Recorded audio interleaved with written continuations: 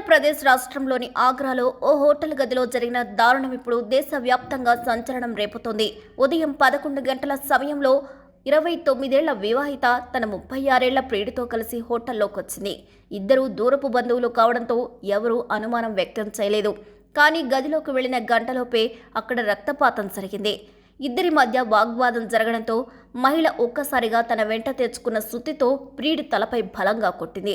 అతడు స్పృహ కోల్పోగానే కత్తితో గొంతు కోసి దారుణంగా హత్య చేసింది.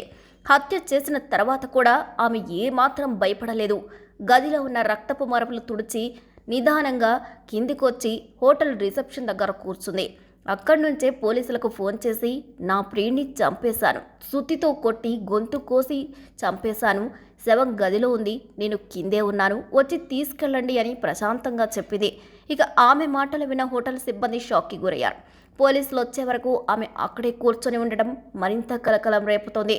ఇక పోలీసుల ప్రాథమిక దర్యాప్తులో మృతుడు మహిళకు దూరపు బంధువని, ఇద్దరి మధ్య కొంతకాలంగా వివాహేతర సంబంధం కొనసాగుతుందని తేలింది. అయితే ఇటీవల అతడు తనను డబ్బుల కోసం వ్యక్తిగత విషయాలతో బ్లాక్మెయిల్ చేస్తున్నాడని మహిళ వాంగ్మూలం ఇచ్చింది. ఇక అతని వేధింపులు తట్టుకోలేకే చంపేశానని చెప్పింది. కానీ మహిళ ముందుగానే సుత్తి కత్తి వెంట తీసుకుని రావడం చూస్తే ఇది క్షణికావేశంలో చేసిన హత్య కాదని, ముందే ప్లాన్ చేసిన నేరమని పోలీసులు అనుమానిస్తున్నారు. ప్రస్తుతం కేసు నమోదు చేసి మరింత లోతుగా దర్యాప్తు చేస్తున్నారు. మరి ఈ వీడియోపై మీ అభిప్రాయాలు ఏంటో కూడా కామెంట్ ద్వారా తెలియచేయండి. మరిన్ని అప్డేట్స్ కోసం మా ఛానల్ని లైక్ చేయండి, షేర్ చేయండి, సబ్స్క్రైబ్ చేయండి.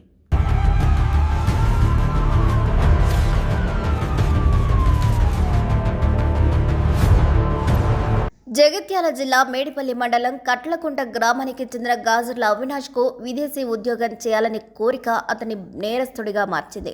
డేటా ఎంట్రీ ఉద్యోగం ఇస్తామని చెప్పిన ఓ ఏజెంట్ మాటలు నమ్మి అవినాష్ కాంబోడియా వెళ్ళాడు.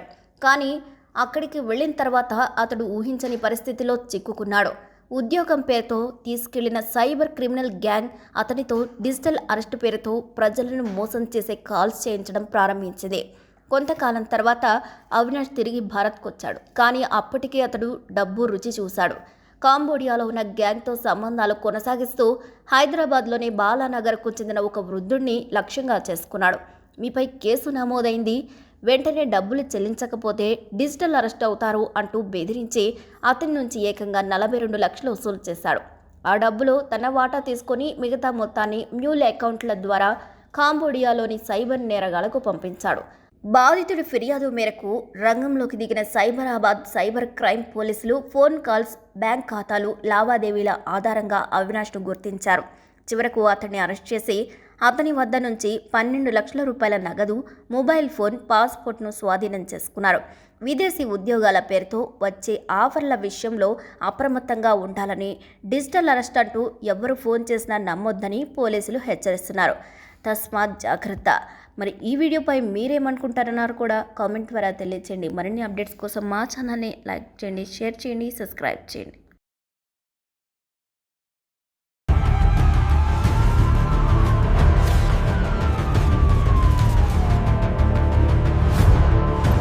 మధ్యప్రదేశ్ అశోక్ నగర్ జిల్లాలో సంచలన ఘటన వెలుగులోకి వచ్చింది. 4 నెలలుగా కనిపించకుండా పోయిన ఒక మైనర్ బాలిక ఒక్కసారిగా బూర్ఖా ధరించి తన గ్రామానికి చేరుకుంది. ఆమెను ఆ స్థితిలో చూసిన తల్లిదండ్రులు షాక్కి గురయ్యారు.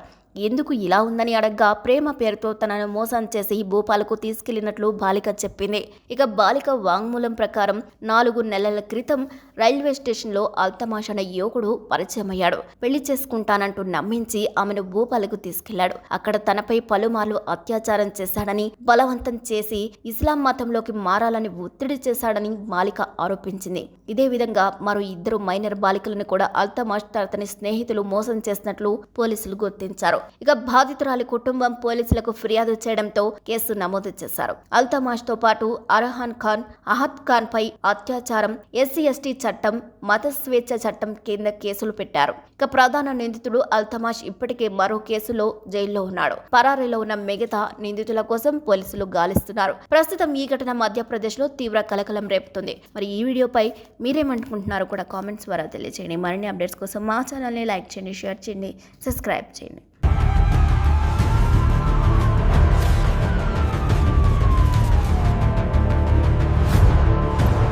విజయవాడ పైడూరుపాడు గ్రామంలో హృదయ విదారకర ఘటన వెలుగు చూసింది. 34 ఏళ్ల కవిత తన 11 ఏళ్ల కూతురు లాస్య, 9 ఏళ్ల కుమారుడు సాత్విక్ను చంపి అనంతరం తను కూడా ఆత్మహత్య చేసుకుంది. సాయంత్రం ఇంటికొచ్చిన భర్త శ్యామ్ భార్య పిల్లల విగత జీవులుగా పడి ఉండడం చూసి ఒక్కసారిగా కుప్పకూలిపోయాడు. కుటుంబ సభ్యుల సమాచారం ప్రకారం కవిత గత కొంతకాలంగా తీవ్ర మానసిక ఒత్తిడితో బాధపడుతోంది. 2015లో శ్యామ్తో వివాహం కాగా ఆమె ప్రభుత్వ ఉపాధ్యాయ ఉద్యోగం కోసం ఎన్నోసార్లు ప్రయత్నించింది. కానీ ఉద్యోగం రాకపోవడంతో తీవ్ర నిరాశకు గురైంది. 2020 తర్వాత నుంచి ఎవరితోనూ మాట్లాడకుండా ఒంటరిగా ఉండేదని, తరచూ నేను చనిపోతాను అని చెబుతుండేదని కుటుంబ సభ్యులే తెలిపారు. ఇక తాను చనిపోయాక తన పిల్లలను ఎవరూ సరిగ్గా చూసుకోరనే భయంతోనే కవిత ఈ దారుణానికి పాల్పడినట్లు పోలీసులు అనుమానిస్తున్నారు. నిద్రిస్తున్న లాస్య, సాత్విక్ మెడలను చున్నీ బిగించి చంపిన తర్వాత కవిత తాను కూడా ఉరేసుకొని ప్రాణాలు తీసుకుంది. సమాచారం అందుకున్న పోలీసులు కేసు నమోదు చేసి దర్యాప్తు చేస్తున్నారు.